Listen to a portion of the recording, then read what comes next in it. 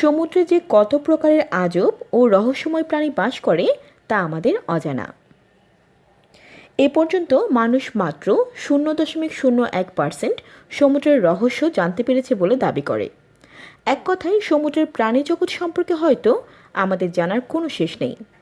তেমনই একটি প্রাণী হচ্ছে এই সামুদ্রিক ভেড়া।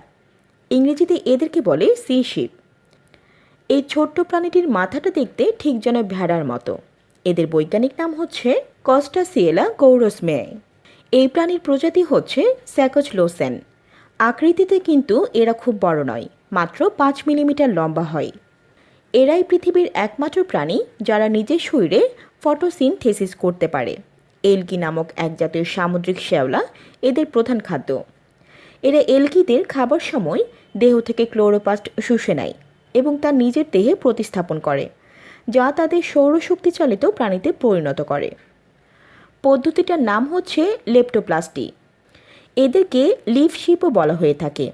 এরা স্লাগ ধরনের প্রাণী, সেদেরকে বিনষ্টকারী উদ্যানকীট বলা হয়।